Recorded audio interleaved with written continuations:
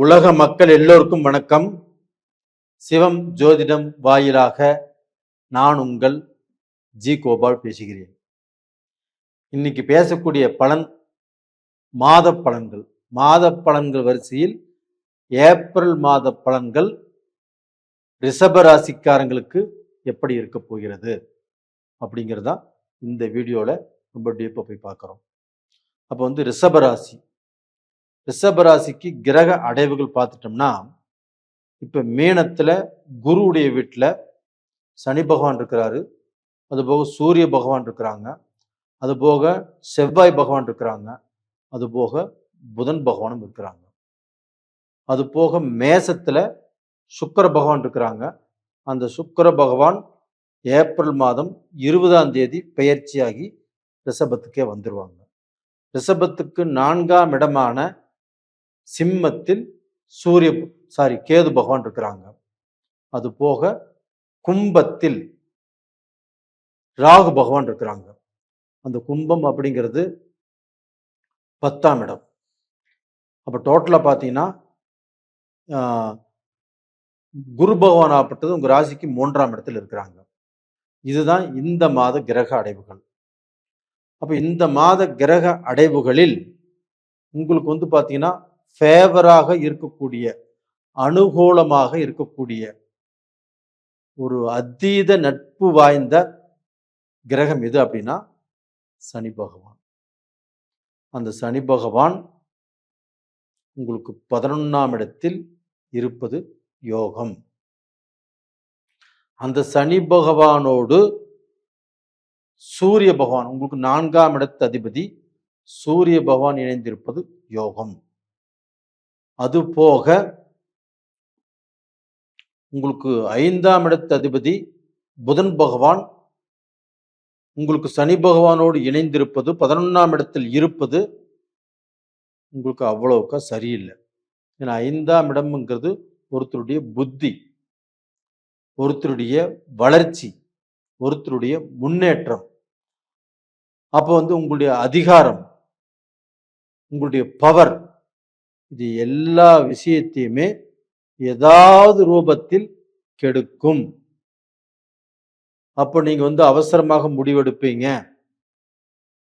இல்லை பார்த்தீங்கன்னா நீங்க கொஞ்சம் கேர்லெஸ்ஸா இருப்பீங்க. இந்த மாதிரி சமயத்துல உங்களுடைய பேரை கெடுப்பதற்கோ, உங்களுடைய புகழை கெடுப்பதற்கோ, உங்களுடைய வளர்ச்சியை கெடுப்பதற்கோ அந்த புதன் பகவான் அங்கே 11ஆம் இடத்துல நேச்சமாக இருக்கிறாங்க. இதை மட்டும் நீங்க ரொம்ப ஜாக்கிரதையாக பார்த்துக்கோங்க. அது போக பார்த்தீங்கன்னா உங்களுக்கு உங்களுடைய ராசிநாதன் சுக்கிர பகவான் 12ஆம் இடத்தில், அதாவது மேசத்துல இது நாள் வரைக்கும் இருந்து அந்த ஏப்ரல் 20ஆம் தேதி உங்களுடைய ராசிநாதன் உங்களுடைய ராசிக்கே வர்றாங்க. அப்ப அந்த 20ஆம் தேதிக்கு மேல நீங்க பார்த்தீங்கன்னா எதிர்பார்த்த காரியங்கள், நீங்கள் முயற்சி செய்து இதற்கு முன்னாண்ட நடக்காமல் தடைபட்டு இருந்த காரியங்கள் கரெக்டா அந்த 20 to 30க்குள்ள அந்த 10 நாட்கள்ல உங்களுக்கு நடக்கும். ரிஷபராசி நேயர்களே, கண்டிப்பாக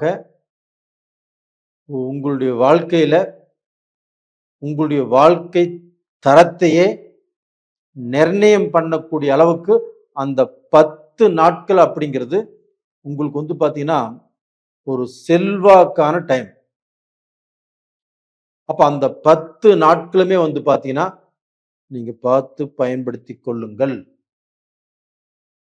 இது போக பார்த்தீங்கன்னா அந்த செவ்வாயும் சனியும் சந்தித்திருப்பது உங்களுக்கு 12ஆம் இடத்து அதிபதி செவ்வாய் பகவான் அந்த சனியோடு சேர்ந்து இருக்கிறதுனால உங்களுக்கு ஏதாவது விரய செலவுகள், ஏதாவது தெண்ட செலவுகள், இல்லை ஏதாவது வண்டி வாகனத்துல ஏதாவது தடைகள், விபத்து வருவதற்குண்டான ஒரு அறிகுறி தான் அந்த செவ்வாய் சனி சேர்க்கை. அப்ப அந்த செவ்வாய் சனி சேர்க்கை இருக்கிறதுனால கண்டிப்பாக நீங்க வண்டி வாகனத்துல பார்த்து போங்க. கொஞ்சம் பொறுமையை கையாளுங்கள். இளைஞர்களுக்கு பார்த்தீங்கன்னா, வண்டியில சர்க்கஸ் பண்றதெல்லாம் விட்டுருங்க. அப்போ கொஞ்சம் நிதானமாக ஃபாலோ பண்ணா நல்லா இருக்கும். லேடீஸுமே அதே மாரி தான். அரைகுறையா ஓட்டத் தெரிந்தவர்கள் கண்டிப்பா ஓட்டுனீங்கன்னா, கண்டிப்பா மாட்டிக்குவீங்க.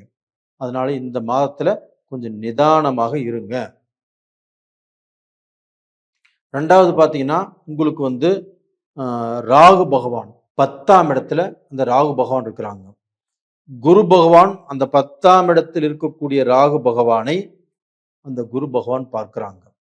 அப்ப அந்த 10ஆம் இடம் அப்படிங்கிறது தொழில் ஸ்தானம். அப்போ உங்களுக்கு ஏதாவது ரூபத்துல தொழில்ல பிரச்சனை இருக்காது. தொழில்ல சம்பாரிப்பீங்க. அதே சமயத்துல பார்த்தீங்கன்னா, தொழில்ல மாத்தி செய்யலாங்கிற எண்ணங்கள் உருவாகும். தாராளமாக நீங்க செய்யக்கூடிய தொழில்ல பிரச்சனைகள் இருக்காது. அதே சமயத்துல பிரச்சனைகள் இருந்தாலும் இந்த மாதத்துல கிளியர் ஆவதற்கு வாய்ப்பு இருக்கிறது. அப்ப டோட்டலா பார்த்தீங்கன்னா, இப்ப செய்யக்கூடிய வேலையில கொஞ்சம் ஸ்ட்ரெஸ் இருக்கும் உங்களுக்கு. ஏன்னா, இந்த செவ்வாய், சனி சேர்க்கையினால அந்த சூரியன் ஒரு முதன்மை கிரகம் நவகிரகங்களில். அப்ப அந்த சூரியன், சனியும் சேர்ந்திருந்ததுனால உங்களுக்கு பார்த்தீங்கன்னா, வேலையில கொஞ்சம் ஸ்ட்ரெஸ்ஸு, இல்ல உங்களுடைய மேனேஜருக்கும் உங்களுக்கும் ஏதாவது ரூபத்துல வீண் பிரச்சனைகள், சண்டை சச்சரவுகள், இல்ல உங்க ஓனருக்கும் உங்களுக்கும் ஆகாம போகலாம்.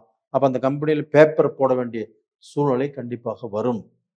அப்படி பேப்பர் போட்டாலும், நீங்க வேற கம்பெனிக்கு போனாலும், அடுத்தது வரக்கூடிய பீரியடு உங்களுக்கு நல்லா இருக்கிறதுனால, நீங்க நல்லா இருப்பீங்க.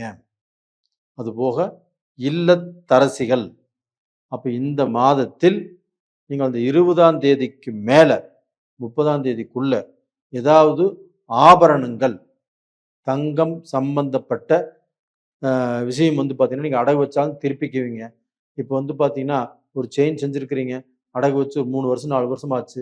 இந்த செயின் செஞ்சதிலிருந்து புதுசா செஞ்சு அப்பவே நம்ம அடகு வச்சுட்டோம். இன்னைக்கு வரைக்கும் நம்ம அதிக நாள் போடவே இல்ல.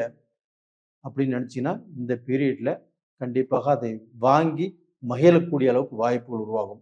இல்லைன்னா புதுசா கண்டிப்பா ஏதாவது ஆபரணங்கள் செய்வீங்க. புதுசா ஆடைகளும் வாங்குவீங்க. இந்த பீரியட் உங்களுக்கு ரொம்ப நல்லா இருக்குது. அதனால தைரியமா இருங்க. அதே சமயத்துல நீங்க தைரியமாகவும் இருக்கலாம், சந்தோஷமாகவும் இருக்கலாம். வண்டி வாகனத்துல ஜாக்கிரதை.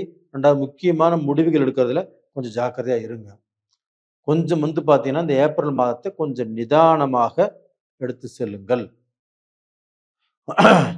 அது போக பார்த்தீங்கன்னா, ரிஷப ராசிக்காரங்களுக்கு கொஞ்சம் உடல் பிணிப்பீடைகள், இந்த கழுத்து சம்பந்தப்பட்ட பிரச்சனை, இந்த முதுகு சம்பந்தப்பட்ட பிரச்சனை, 2வது முட்டிங்கால் சம்பந்தப்பட்ட பிரச்சனை, இது மாதிரி பிரச்சனைகள்லாம் கண்டிப்பா வருவதற்கு வாய்ப்புகள் இருக்கிறது. அப்படி வந்தாலும் நீங்க மருத்துவ ரீதியாக அதுக்கு பார்த்தீங்கன்னா, இந்த மருத்துவ ரீதியாக நீங்க பார்த்து சரி பண்ணிக்கலாம். ஒண்ணும் கவலைப்பட வேண்டியதில்ல. தைரியமாக இருங்க. உங்களிடமிருந்து விடைபெறுவது உங்களின் ஜி. கோபால். நன்றி, வணக்கம்.